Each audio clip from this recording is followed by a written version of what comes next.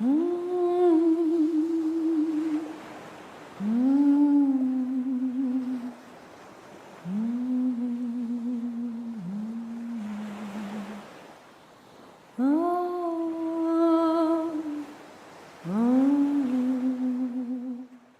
is Gnosis of the body, where we explore embodied wisdom in healing the mind-body split through personal stories,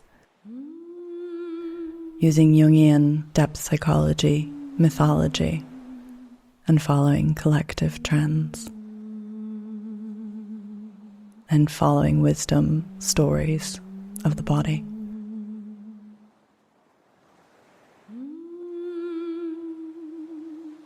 So, Gnosis of the body. We're here to see and learn what the body has to tell us or teach us about the psyche or the subconscious, about what wants to come up into awareness and consciousness, about what's been held and is now ready to be released.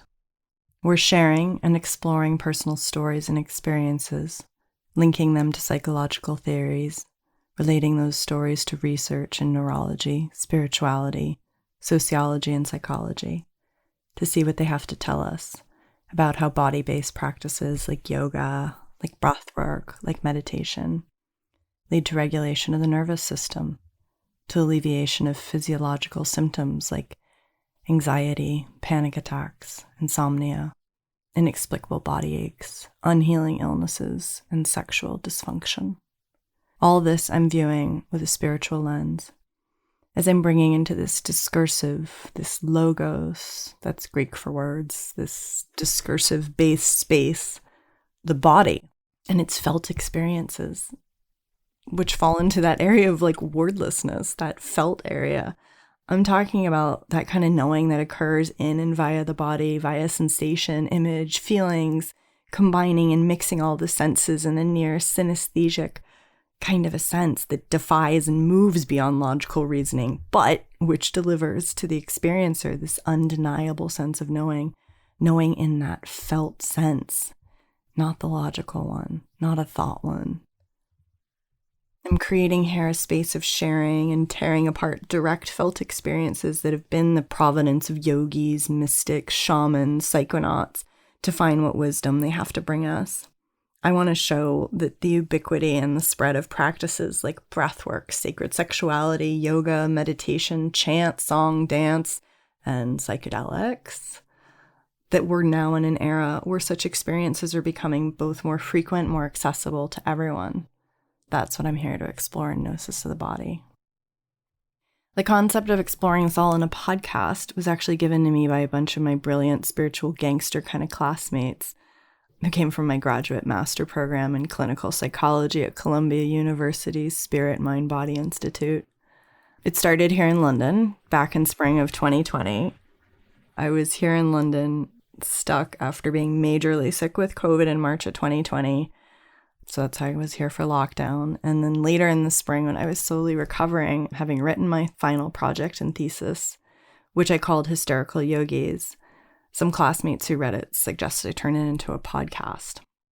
So in Hysterical Yogis, I was analyzing my experience that went from going from being a chronically sick, burnt out, insomniac, workaholic, to sleeping, having a healthy body, being peaceful in my mind, and a total yogini. And then I went to become a major spiritual seeker after having this profound spiritual awakening during an in-depth yoga teacher training that I went away to for a month in Spain.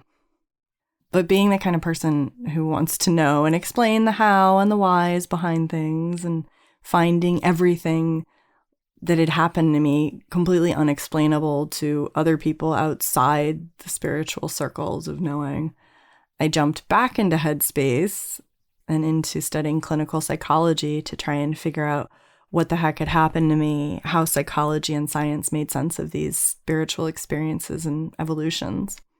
So in my thesis that I cobbled together, I used a perspective of Jungian depth psychology, yogic philosophy, and some polyvagal theory to unpack my experiences. The title, Hysterical Yogis, was inspired by my studies of 19th century psychiatric pioneers like Charcot, Breuer, and Freud, all who were mentors of Jung, and what I term their primitive theories and observations of people they termed hysterics. I was specifically interested in how Jung, as a young psychiatric doctor, had focused on the somatic symptom, which he frequently believed had an origin based in trauma or traumatic experiences. Specifically, how he believed that the symptom possessed a symbolic meaning with a teleological function that would point the patient and the doctor towards both the cause and the cure. I found it most interesting, this concept that the cure was not found out in the world, but within the body and the psyche of the patient themselves.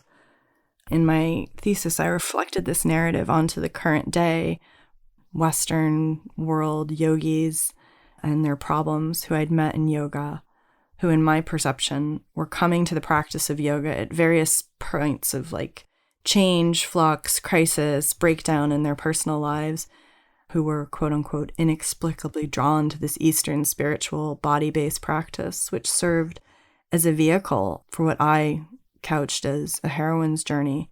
And yep, I'm switching the sex purposely, and it doesn't matter, it's experienced by men or women, but I consider the feminine heroine's journey versus the hero's journey one that goes inward into the body and the subconscious, as opposed to the hero's journey, which is out there in the world with outward adventure and action and much more masculine in tone. Again, whether experienced by a male or a female.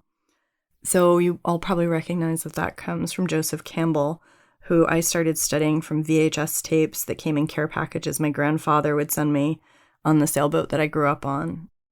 My parents had taken me on their trip around the world, and at the time we were exploring the islands of the South Pacific and Southeast Asia, and it was very long passages between points and places where we could get and send letters or packages back to America. So my New York psychiatrist grandfather, who was always teaching his children and grandchildren to be quote-unquote curious seekers like himself, would send me these VHS tapes he'd made of the mythologist Joseph Campbell's TV series on PBS, The Hero with a Thousand Faces. And he'd include notes explaining what to look for. He was sending this because he knew I was getting this chance. I was out there in these places seeing sometimes rituals or practices, but I was being exposed to cultures from places such as Tonga, Fiji, Vanuatu. We lived in New Zealand for a while, and I got to learn a bit about the Maori culture, learned about cannibals in Papua New Guinea, saw rituals in Indonesia, Sri Lanka, and then we moved on up the Red Sea and the Mediterranean, and I got to visit Ethiopia, Sudan, Egypt, Turkey, Greece. I'd spent tons of time in Greece already because my parents would practice their sailing skills there every summer when I was really little, and I'd always been obsessed with Greek myth. Anyway, I digress, but all that was to say that myth had informed all my formative years. And so I actually eventually went to Sarah Lawrence College for my undergrad, where Joseph Campbell taught. So later when I was writing my thesis, I was asking myself, what's this modern myth that I had lived out in my experience and that was also lived out by 19th century females stuck under this lovely eye of the early psychiatrist being called a hysteric? And then also looking at the myth I saw in, my fellow yogis and yoginis, these 21st century Western world yoginis.